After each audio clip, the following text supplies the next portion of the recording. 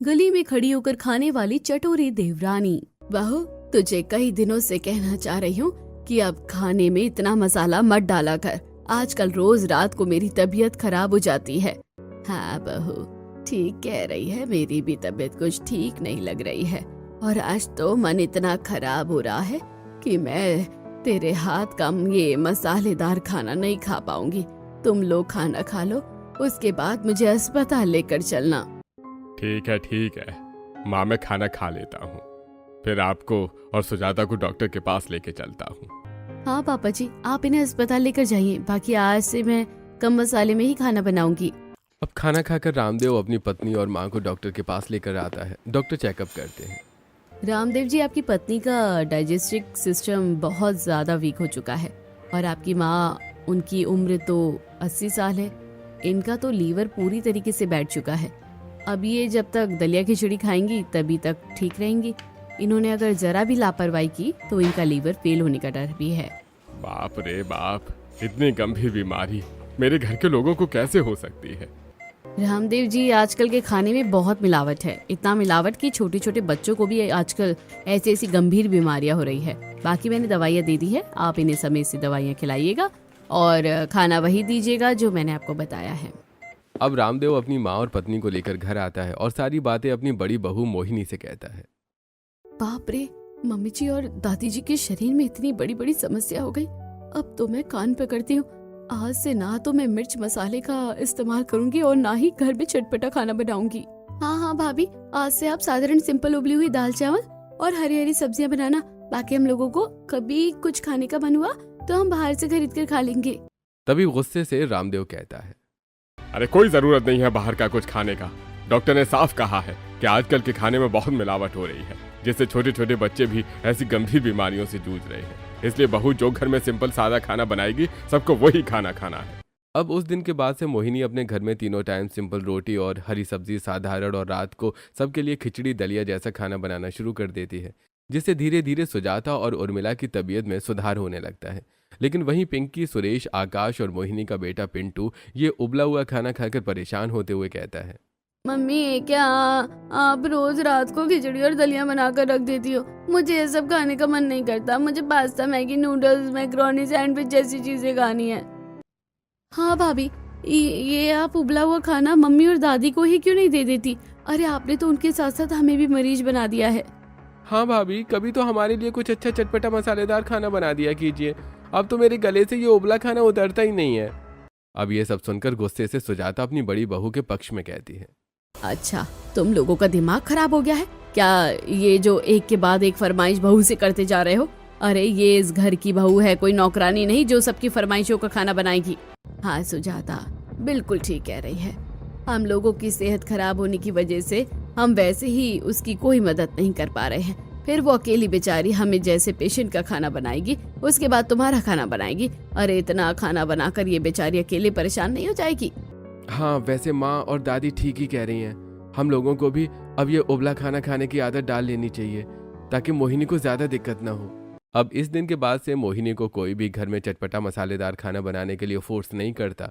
वहीं अब धीरे धीरे घर वालों को भी ये उबला खाना खाना अच्छा लगने लगता है और अब उन्हें बाहर के चटपटे मसालेदार खाने से उल्टी आने लगती है। इसी तरह एक दिन आकाश, सुरेश अपने ऑफिस में लंच कर रहे होते हैं, तभी उनके ऑफिस कलीग, अरे आकाश, सुरेश, तुम अकेले क्या लंच में कर रहे हो? आओ हमारे साथ लंच करो ना। हम चटपटी मसालेदार चाप की सब्जी और मटर पनीर लेकर आए हैं। अरे हाँ, मैं भी मसालेदार चिकन करी और लच्छे पराठे लेकर आया हूँ, आओ खा लो। अरे नहीं, तुम लोग खाओ, हमें ये सब खाने की आदत नहीं है। हे भगवान, तुम ये सब क्या खा रहे हो? सिंपल तोरी की सब्जी और रोटी। अरे तुम तो अभी से ही 60 साल के बुजुर्ग जैसा खाना खाने लग गए। अरे तुम कोई मरीज थोड़े ना हो। सच में इन्हें ऐसे खाने में स्वाद कैसे आ जाता है? अरे तुम लोगों को पता नहीं, लेकिन हमें ऐसे ही खाने में स्वाद आता है। अरे चलो भाई, ठीक है, जैसी तुम्हारी मर्जी। वहीं दूसरी तरफ पिंकी की कॉलेज की फ्रेंड ठेले पर चटपटी चाउमीन खाती हुई, अरे पिंकी, तू भी खाना खा लेना। मुझे अच्छा नहीं लग रहा कि मैं खा रही हूँ और तू सिर्फ खड़ी है। बता, तेरे लिए भी लगवा दूँ एक प्लेट चाउमीन? अरे नो नेवर, मैं ये सब नहीं खाती, मुझे ये सब बिल्कुल पसंद नहीं है। ओह माय गॉड, तुम कौन सी जनरेशन की लड़की हो भाई जो तुम्हें ये सब पसंद नहीं है? आज की जनरेशन की लड़कियां तो चाउमीन मोमोज खाकर ही जिंदा है। खैर छोड़ो, तुम्हारी मर्जी। अब रात को आकाश, सुरेश, पिंकी घर आकर मोहिनी से, भाभी पता है अब तो हमें आपके सिंपल सादे खाने की आदत इतनी पड़ गई है कि अगर बाहर कोई हमें ऑफर भी करता है चटपटा मसालेदार खाना तो हमारा मन भटकने लगता है।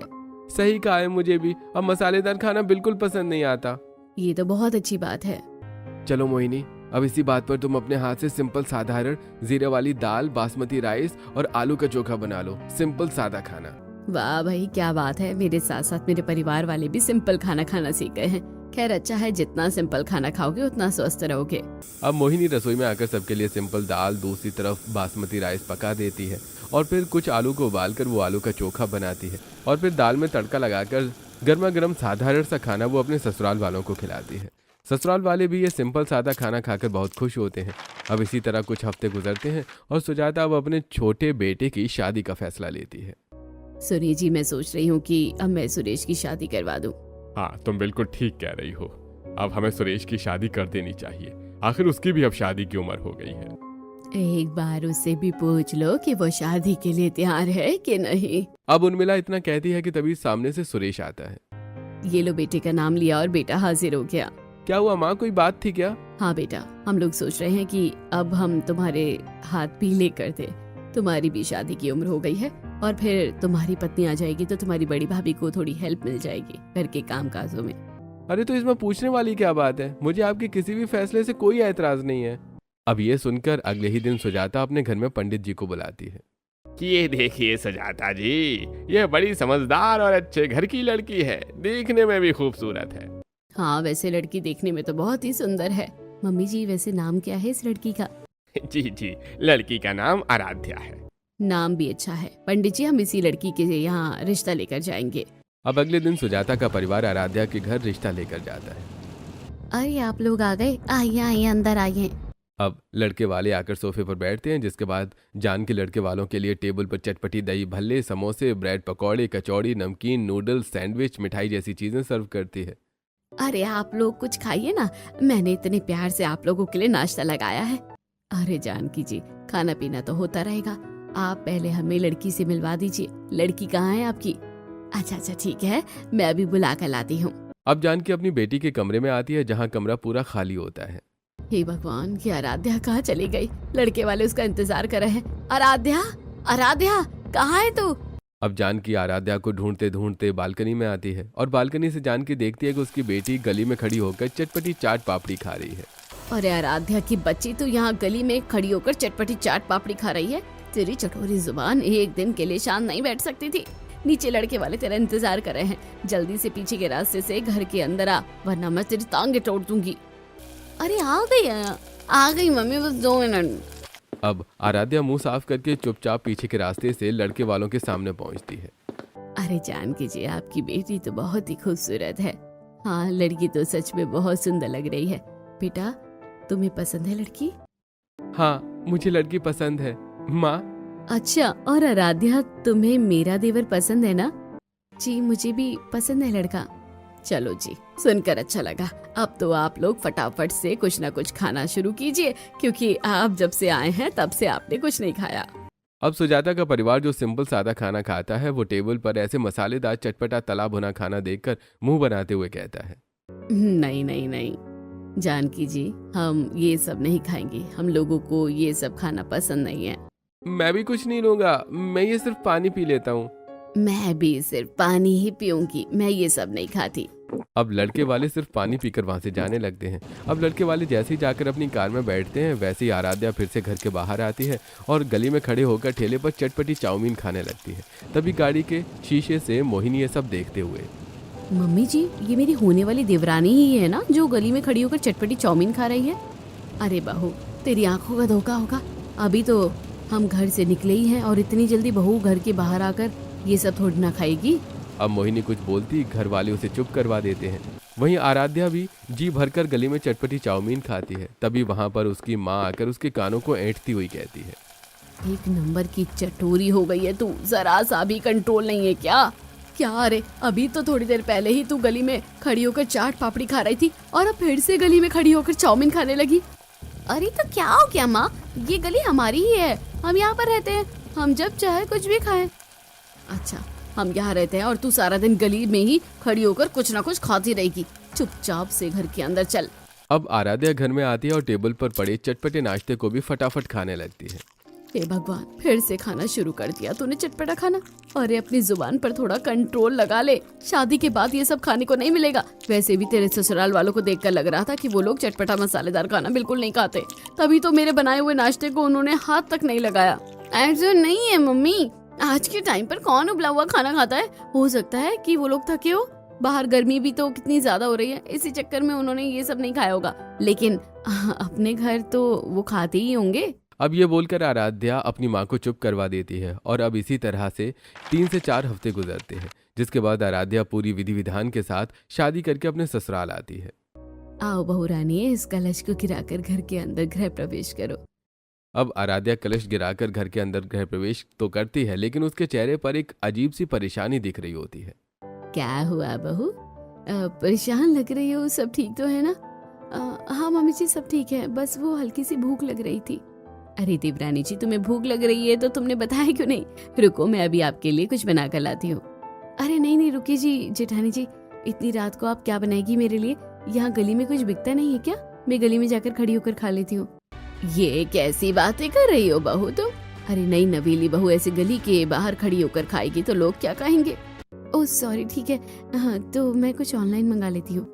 नहीं नहीं, बाहर का खाना इतना स्वच्छ नहीं होता, उससे तुम्हारी तबीयत भी खराब हो जाएगी। बड़ी बहू जाओ, तुम कुछ बना दो इसके लिए। अब मोहिनी फटाफट रसोई से दलिया बनाकर अपनी देवरानी के लिए लेकर आती है। सोफे पर बैठी आराध्या। ये क्या जेठानी जी, आपने मेरे लिए दलिया बनाया है? हाँ तो क्या हो गया देवरानी जी, रात को वैसे भी हमारे घर में दलिया और खिचड़ी ही खाते हैं, तो मैंने तुम्हारे लिए भी यही बना दिया। चलो अब इसे फटाफट से खा लो। अब आराध्या मुंह बनाकर जैसे तैसे उस दलिया को खाना शुरू करती है, लेकिन 1 से 2 चम्मच खाते ही आराध्या का मन भटकने लगता है। जेठानी जी बस हो गया, अब मैं आराम करने जा रही हूँ, मुझे नींद आ रही है। अब आराध्या कमरे में अपने जाकर आराम करती है। अब अगले दिन आराध्या नहा धोकर तैयार होती है और बालकनी के पास आकर खड़ी होती है।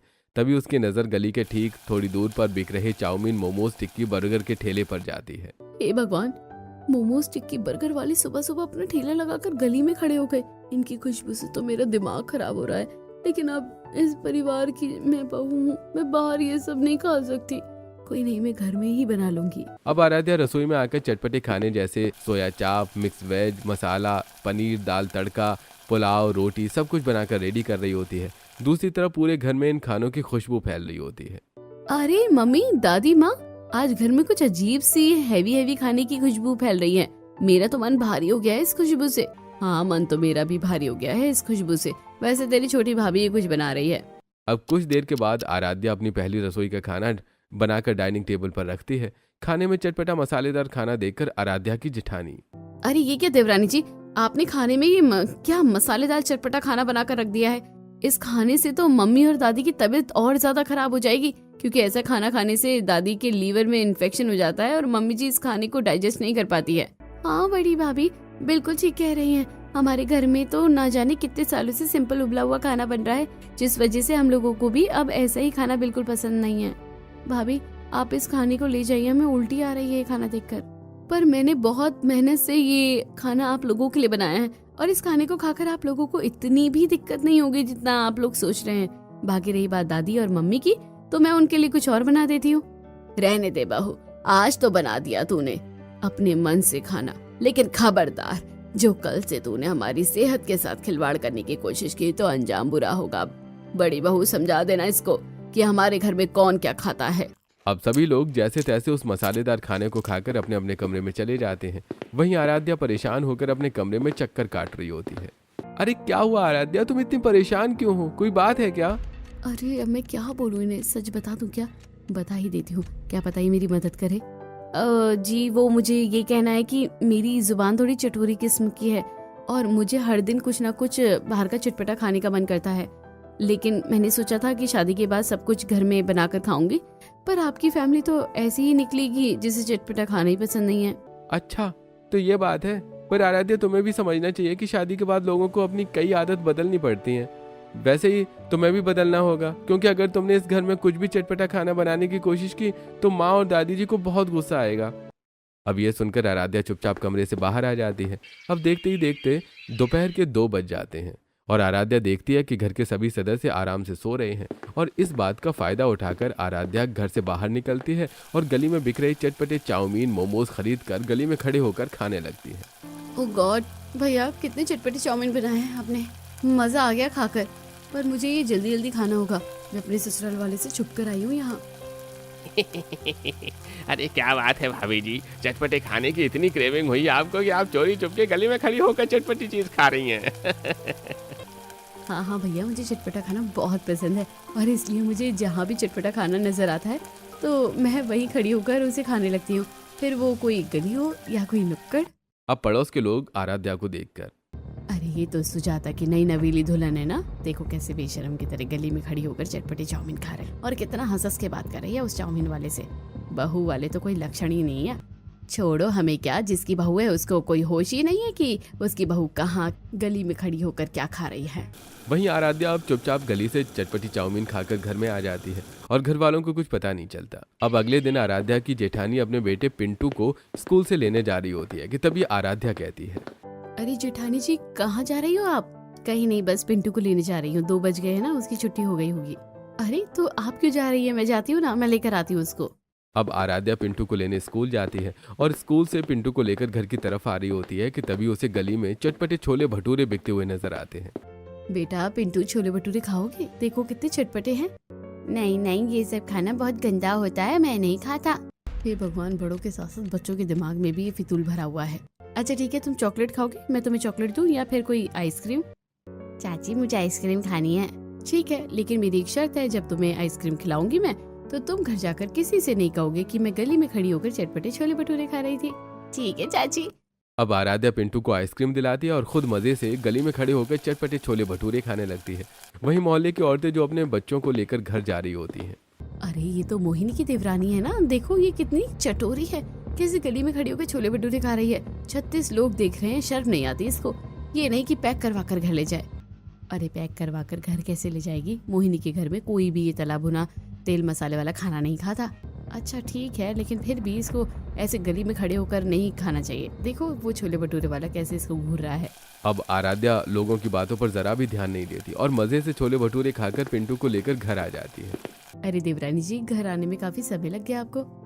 हाँ मम्मी, वो आज ना इसलिए देर हो गई क्योंकि छोटी चाची गली में।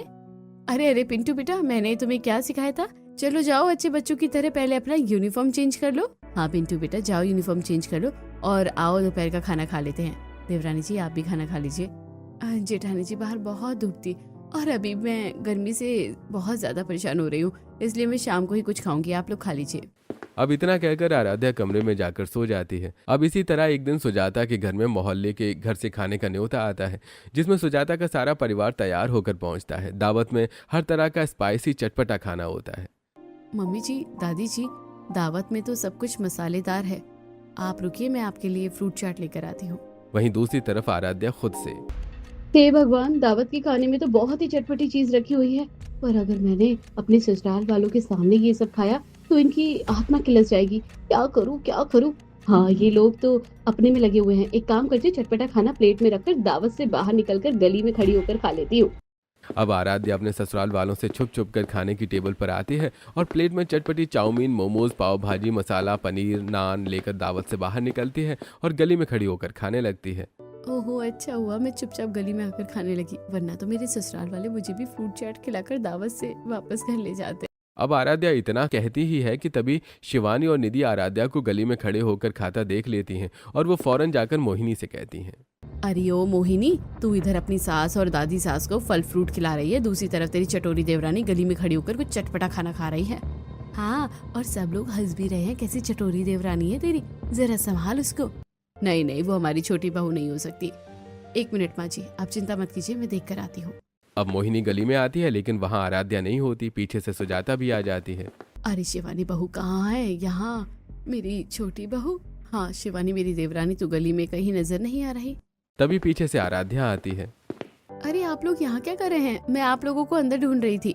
कुछ नहीं बहू, ये शिवानी कह रही थी कि तू गली में खड़ी होकर चटपटा खाना खा रही है। क्या मैं? अरे नहीं नहीं, मैं तो अंदर बैठकर जूस पी रही थी।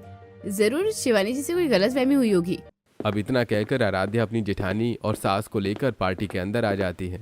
नीति, ये मोहिनी की देवरानी जितनी ज्यादा चटोरी है उतनी ही ज्यादा चालाक भी है। देखो कैसे झूठ बोल कर गई है। अब कुछ दिन बाद इसी तरह आराध्या ऑनलाइन स्पाइसी सैंडविच मंगाकर अपने कमरे में खाती है और डिब्बा वहीं छोड़ देती है, जिसे उसकी जेठानी देख लेती है। अरे आपने कुछ ऑनलाइन मंगा कर खाया है क्या देवरानी जी? ये डिब्बा कहाँ से आया है यहाँ पर? भैंस की आँख फंस गई। अरे नहीं नहीं जेठानी जी, ये मैंने नहीं, मेरी फ्रेंड्स ने खाया है। दरअसल जब आप मंदिर गई थी तो मेरी कुछ फ्रेंड्स आई थी। अब मैं उन्हें तो कुछ उबला हुआ नहीं खिला सकती, इसलिए उनके लिए सब कुछ मंगाया था। ठीक है, कोई बात नहीं। अब इसी तरह कुछ हफ्ते गुजरते हैं और अब आराध्या इतना ज्यादा गली में खड़ी होकर चटपटी चीजें खाने लगती है कि उसकी हर एक ठेले वाले से दोस्ती हो जाती है। और अब एक दिन आराध्या अपनी जेठानी के साथ बाजार जाती है, जहाँ चाउमीन मोमोज वाले। अरे भाभी जी, आज हमारे ठेले पर नहीं आओगे क्या? गली में तो बहुत मजे से खड़ी होकर खाती हो हमारे ठेले के मोमोज। अरे गली में खड़ी होकर तो हमारे ठेले की भी चाउमीन बहुत खाती है ये चटोरी भाभी। देवरानी जी, ये लोग आपको चटोरी भाभी कहकर क्यों पुकार रहे हैं? क्या आप सच में मेरी चटोरी देवरानी है जो गली में खड़ी होकर इनके ठेले से खाना खाती है? अरे नहीं नहीं, आप मुझ पर बेवजह शक कर रही हैं। मैं तो कभी घर से बाहर ही नहीं निकलती। अब आराध्या सफाई तो देती है, लेकिन मोहिनी को ये बात हजम नहीं होती। इसी तरह एक दिन आराध्या अपने पति के साथ बाइक पर बैठकर बाहर घूमने जाती है कि तभी गली से निकलते ही नुक्कड़ पर छोले भटूरे वाला कहता है, अरे ओ चटोरी भाभी, आज हमारे ठेले से छोले भटूरे नहीं खाओगे क्या? अरे जरा उतरो बाइक से और आओ जरा हमारे पास। कब तक ऐसे ही भैया की गाड़ी पर घूमती रहोगी? असली ठिकाना तो तुम्हारा हमारे ठेले पर ही है। आराध्या, ये सब लोग क्या बकवास कर रहे हैं? क्या सच में तुम यहाँ गली में खड़ी होकर कुछ खाती हो? अरे नहीं नहीं, इन्हें कोई गलतफहमी हो रही होगी। किसी और औरत का सोचकर ये मुझे छेड़ रहे हैं। चलो यहाँ से। अब इसी तरह आराध्या बाहर गली से खाना खरीद कर कभी बालकनी में छुपा कर खाती है तो कभी छत पर खाती है। वहीं पड़ोसन छत पर ये देखकर, देखो कैसे छुपा कर खा रही है चटपटा खाना। यही बात अगर इसकी सास को बताए तो मानती नहीं है। अरे अरे, आप चुप हो जाइए, आप मेरी प्रॉब्लम नहीं समझ सकती। अब बार बार आराध्या ऐसे ही बाहर गली में छुप छुप कर अपना चटपटा खाना खाती है और घर वालों को कुछ पता नहीं चलता। लेकिन तभी एक दिन आराध्या जैसे ही सबसे छुपकर गली में खड़ी होकर चटपटे आलू के पराठे खरीद कर खाती है कि तभी बालकनी में सुजाता आ जाती है। अरे ये तो छोटी बहू है और ये ऐसे खुलेआम गली में खड़ी होकर कैसे खा सकती है? सब लोग कैसे हंस रहे हैं इसे देखकर। अब सुजाता फौरन गली में आती है और अपनी बहू को हाथ पकड़कर गुस्से से कहती है, अरे बहू, ये सब तुम क्या कर रही हो? तुम घर की बहू हो, तुम्हें शर्म नहीं आती कि तुम गली में खड़ी होकर बेशर्मों की तरह खाना खा रही हो? तभी पड़ोस की रजनी कहती है, अरे आज देखा तूने अपनी बहू को गली में खड़ी होकर खाते हुए? अरे तेरी बहू तो आए दिन ऐसी ही गली में खड़ी होकर कुछ ना कुछ खाती रहती है। हे भगवान, सत्यानाश बहू, अभी के अभी घर के अंदर चल। अब सुजाता आराध्या को घर के अंदर लेकर आती है और उसे खरी खोटी सुनाती है। छोटी बहू, तुम्हें शर्म नहीं आती? घर की बहू होने के बावजूद भी तुम गली में खड़ी होकर खाना खा रही हो?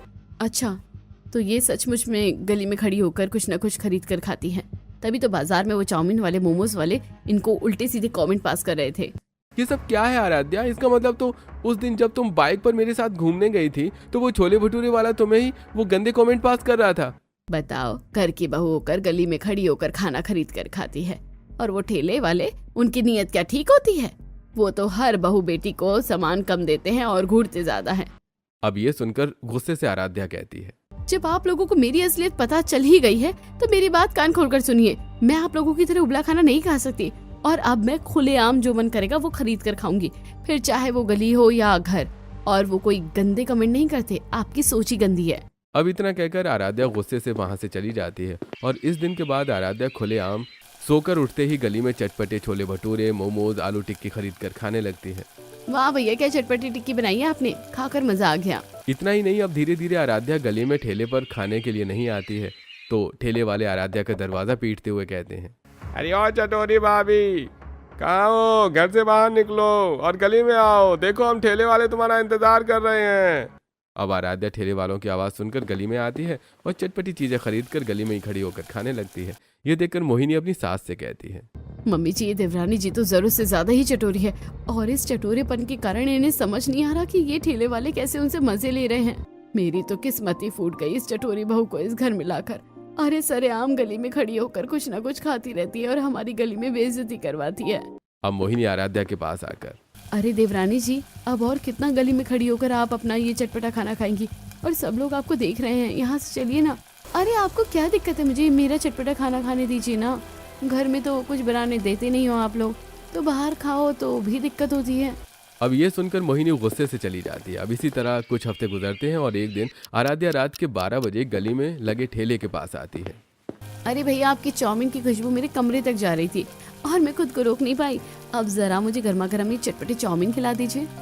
अब आराध्या जहां चाउमीन वाले से चाउमीन मांग रही थी, वहीं चाउमीन वाला आराध्या को सुनसान गली में ठेले पर अकेला देखकर कभी उसके हाथ को छूता है तो कभी उसकी कमर पर हाथ लगाता है। ये देखकर आराध्या घबराते हुए, अरे ये क्या कर रहे हैं आप, दूर हटिए। अरे क्या हो गया भाभी, हमसे क्यों दूर भाग रही हो? हमारे ठेले पर तो आपको रोज का आना जाना है। अब आराध्या घबरा कर चाउमीन की प्लेट फेंक कर वहां से भागने की कोशिश करती है, लेकिन चाउमीन वाला उसके हाथ को पकड़कर मोड़ने लगता है। अब आराध्या डर के मारे रोने लगती है और चीखने चिल्लाने लगती है। कोई है, बचाओ मुझे, ये चाउमीन वाला मुझे परेशान कर रहा है। सुरेश जी, मम्मी जी, मेरी मदद कीजिए। अब आराध्या की चीख सुनकर आराध्या के ससुराल वाले घर से बाहर आते हैं और वो देखते हैं कि आराध्या फूट फूट कर रो रही है। आराध्या, आराध्या, तुम यहाँ क्या कर रही हो? तुम ठीक तो हो ना? सुरेश, ये आदमी मुझे छेड़ा था। इसने मुझे गलत तरीके से छूने की कोशिश की। अब ये सुनकर सुरेश खींचकर चाउमीन वाले के गाल पर एक तमाचा लगाता है। तेरी हिम्मत कैसे हुई मेरी पत्नी को छेड़ने की? रुक, मैं अभी पुलिस बुलाता हूँ। अब पुलिस वाले का नाम सुनकर चाउमीन वाला वहाँ से भाग जाता है। देखो कैसे दुम दबा कर भाग रहा है। और बहू, तुझे क्या जरूरत है इतनी रात को यहाँ पर गली में खड़े होकर चाउमीन खाने की? ये कोई समय है चाउमीन खाने का? अपनी जुबान पर जरा भी कंट्रोल नहीं है। अरे चुप हो जाओ तुम सब के सब। आज बहू के साथ ये सब कुछ होने के पीछे की वजह तुम सब हो। अगर तुम सब बहू को घर में ही उसके पसंद का खाना खाने देते तो ये ऐसे गली में खरीद कर ये सब चीजें नहीं खाती। हाँ पापा, बिल्कुल सही कह रहे हैं। माँ आराध्या ने सबसे पहले मुझे ही कहा था कि उसे चटपटा खाना बहुत पसंद है, लेकिन अफसोस कि मैंने उसे सिर्फ रोकने की कोशिश की। I am sorry Aaradhya. ये सब सुनकर सुजाता, उर्मिला और मोहिनी को भी शर्मिंदगी महसूस होती है। रामदेव जी, आप सही कह रहे हैं। शायद हमने ही अपनी छोटी बहू को कुछ ज्यादा ही रूल रेगुलेशन में बांध कर रखने की कोशिश की, जिस वजह से हमारी बहू घर से निकलकर बाहर खाने लगी अपनी पसंद की चीज। गलती मेरी भी है मम्मी जी। अगर मैं चाहती तो देवरानी जी को उनकी पसंद का खाना खाने दे सकती थी, लेकिन मैंने तो उनकी बात नहीं सुनी। हम लोगों को माफ कर दीजिए देवरानी जी। आप तो बच्ची थी, पर हम लोग बड़े थे। हम चाहते तो आपको समझ सकते थे। अब ये सब सुनकर आराध्या भी दुखी होकर कहती है, आप लोग माफी मत मांगिए, कहीं ना कहीं मेरी भी गलती है। आज जो कुछ भी हुआ है वो सब मेरी चटोरी जुबान की वजह से ही हुआ है। मुझे अपनी चटोरी जुबान पर थोड़ा कंट्रोल करना चाहिए और इतनी रात को गली में खड़े होकर कुछ खाना नहीं चाहिए था। मुझे माफ कर दीजिए। चलो, अब जब सबको अपनी गलती का एहसास हो ही गया है तो आज से मैं भी घर के रूल रेगुलेशन को बदलती हूँ। आज से छोटी बहू, घर में तुझे जो मर्जी बनाकर खाना है तू खा, मुझे कोई दिक्कत नहीं है। हाँ, मम्मी जी ने बिल्कुल ठीक कहा है। एक काम करते हैं, आज से दादी जी और मम्मी जी का उबला हुआ खाना मैं बना लूंगी और बाकी सदस्यों के लिए आप चटपटा खाना बनाना, जिससे आप भी खुश रहेंगी और घर वाले भी। अब इस दिन के बाद से मोहिनी अपनी सास और दादी सास के लिए खाना बनाती है और आराध्या अपने साथ साथ घर के बाकी सदस्यों को चटपटा खाना बनाकर खिलाती है। मजा आ गया छोटी भाभी। न जाने कितने समय बाद ये चटपटा खाना खा रहे हैं। थोड़ा सा अजीब लगा क्योंकि बहुत दिनों के बाद खा रहे हैं, लेकिन इसका स्वाद सच में बहुत अमेजिंग है। चलो, आज से हम लोग भी आराध्या की तरह चटपटा खाना खाना शुरू कर देंगे और आराध्या भी हमारे साथ घर में ही चटपटा खाना खाएगी। अब उस दिन के बाद से आराध्या हमेशा के लिए गली में खड़े होकर खाना खाना छोड़ देती है।